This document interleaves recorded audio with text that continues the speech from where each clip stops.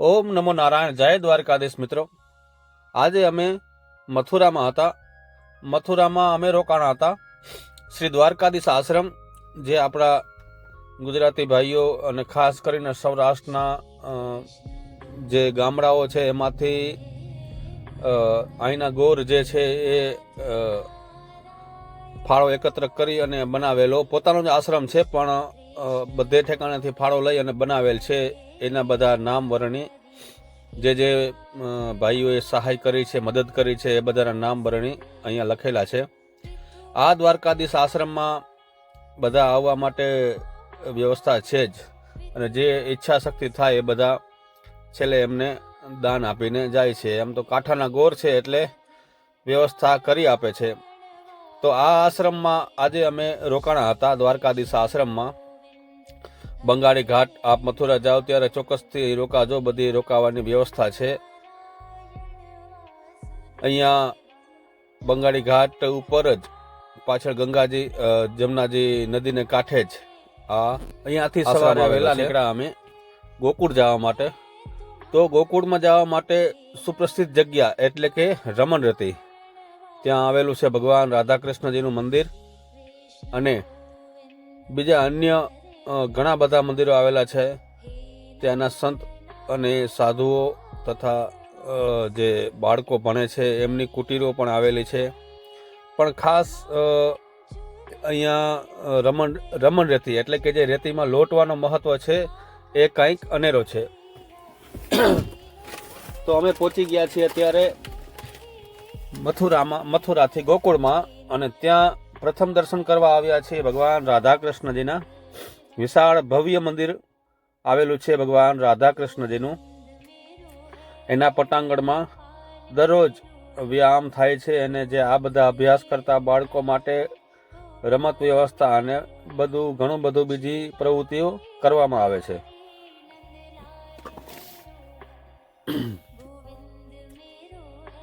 આ મંદિર છે ભગવાન રાધાકૃષ્ણજીનું. અહીંથી દર્શન કરી અને આ મંદિરની એક ખાસ સવારે જે આરતી થાય છે એ હાથી દ્વારા આરતી કરવામાં આવે છે. ભગવાન દ્વારકાધીશજીને હાથી જે છે, ઐરાવત હાથી, એ પોતાની સૂંઢમાં ઘંટડી લઈ અને ભગવાનની આરતી કરે છે, ભગવાનને ચમર ઢોરે છે.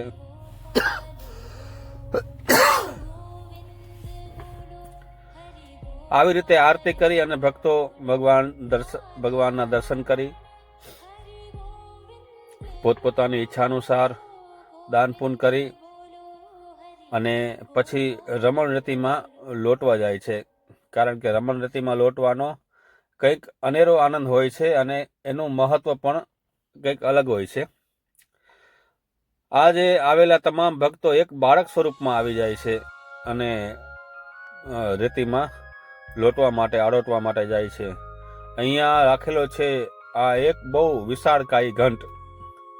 આ ઉદાસીન આશ્રમ રમણરતી, મહાવન, મથુરા. આ ટકોરાનો અવાજ ચારે બાજુ એની ધ્વનિ ગુંજવા માંડે છે. આવેલ તમામ ભક્તો ખાસ અહીંયા જોવાલાયક સ્થળમાં, આમ તો બધાય મંદિરનું એક આગવું મહત્વ હોય જ છે, પણ મથુરામાં આવો અને ગોકુળમાં આવો એટલે ખાસ રમણરતીનું તો કંઈક અનેરું મહત્વ હોય છે. આ રમણરતીની સામે જ છે આ પાર્ક, જે બગીચા જેવું બનાવેલું છે. એમાં છે હજારોની સંખ્યામાં હરણ, અલગ અલગ પ્રજાતિના ઘણા બધા હરણ અહીં રાખવામાં આવ્યા છે. અને આવેલ તમામ શ્રદ્ધાળુઓ એને જે પોતાની ઈચ્છાનુસાર ઘાસ અથવા તો ધાન આ બધું નાખતા હોય છે. હવે ભક્તો આવી ગયા છે બધા આ રમણરતીમાં.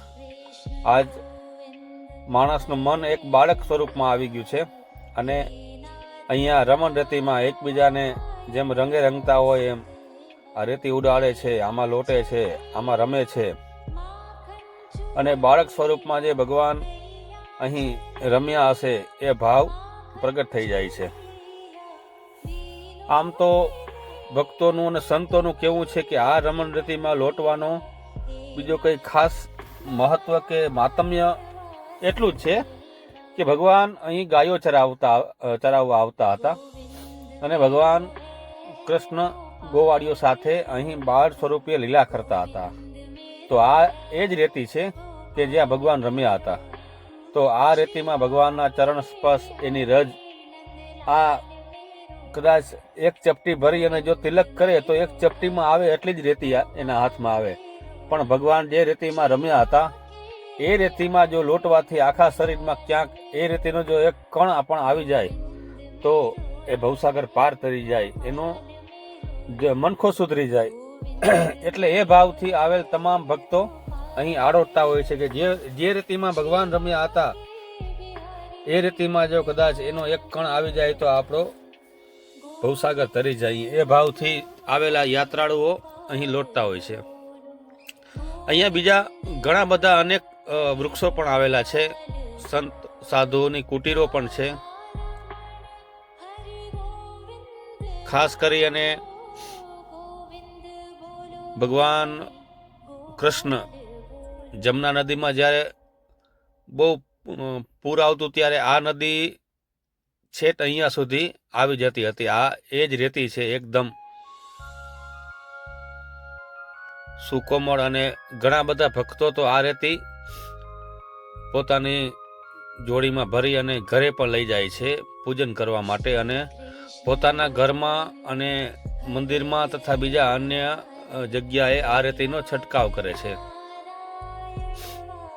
કે જે રેતીમાં ભગવાનના ચરણ પડ્યા હશે એ રેતી આપણે ઘરે આવી જાય, એમાંથી એક કણ આવી જાય તો આપણો તથા આપણા પરિવારનો, આપણા ગામનો એ ઉદ્ધાર થઈ જાય. એ ભાવથી ભક્તો બધા પોતપોતાની ભાવના અનુસાર અહીંથી એ ઘરે લઈ જાય છે.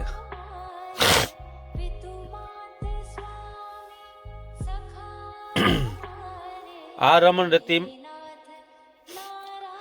આડોટ્યા પછી ભક્તો આગળ દર્શન કરવા જાય છે. અહીં ભોજન આ સદભવ આશ્રમ દ્વારા ભોજનની પણ વ્યવસ્થા કરવામાં આવેલી હોય છે. તમામ ભક્તો, જે પણ ભક્તોને પ્રસાદી લેવી હોય તો તે મંદિરની પાછળ જે ભોજનાલય બનેલું છે ત્યાં પ્રસાદ પણ લઈ જઈ શકે છે. આમ પોતપોતાની ભાવના અનુસાર રમણ રતિમાં લોટ્યા પછી સર્વે ભક્તો જે આવેલ મહાદેવજીનું મંદિર છે, રાધા કૃષ્ણજીનું મંદિર છે તથા બીજા ઘણા બધા સંતોના આશ્રમ છે, કુટીર છે, ત્યાં દર્શન કરી અને પછી એ આગળ જાય છે. અહીંયા ગોકુળમાં બ્રહ્મઘાટ અને 84 ખંભા તથા રમણ રેતી, નંદ બાવાનો આશ્રમ, આવી ઘણી બધી જગ્યા છે જે જોવાલાયક ખાસ છે. ગોકુળમાં આવો ત્યારે ખાસ રમણ રતિનું તો એક અનેરું માતમ્ય છે જ, પણ એ સિવાય 84 ખંભા અને બ્રહ્મઘાટ, આ તો એનો પણ એક અનેરો મહત્વ હોય છે. એટલે તમામ આવેલા ભક્તો આ બધા પણ દર્શન કરવા જતા હોય છે. ગોકુળમાં નંદગાંવ અને નંદઘર અને રમણ રતી અને 84 ખંભા અને બ્રહ્મઘાટ એ બધા આકર્ષણનું કેન્દ્ર જ હોય છે. પણ એમાં ખાસ આ રમણ રેતી ગોકુળમાં આવી અને રમણ રેતીમાં જો આલોટ્યા નહીં તો એની યાત્રા અધૂરી ગણાય. એને મનમાં એવો ભાવ થાય કે આપણે ગોકુળમાં ગયા અને રમણ રેતીમાં આલોટી શક્યા નહીં. આવો કંઈક ભાવ છે ભક્તોનો. તો હવે મળશું આગળના વિડીયોમાં આપણે 84 ખંભા કે જ્યાં ભગવાને ગોવાળો સાથે રમતા હતા, જ્યાં એક મોટી ગૌશાળાઓ આવેલી છે. તો આ વિડીયાને લાઈક કરજો, સબસ્ક્રાઈબ કરજો અને શેર કરજો, અને કોમેન્ટમાં જય શ્રી કૃષ્ણ જરૂરથી લખજો.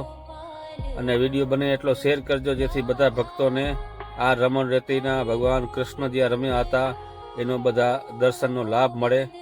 અને જે યાત્રા કરવા ગયા હોય ત્યાં રમણ રેતીમાં લોટ્યા ના હોય તો એને આ દર્શનનો લાભ મળે. તો મળીએ આગળના વિડીયોમાં બ્રહ્મઘાટ ઉપર કે જ્યાં ભગવાને માટી ખાધી હતી. તો આ વિડીયાને ચોક્કસથી સબસ્ક્રાઈબ કરજો મારી ચેનલને. જય માતાજી, જય દ્વારિકાધીશ.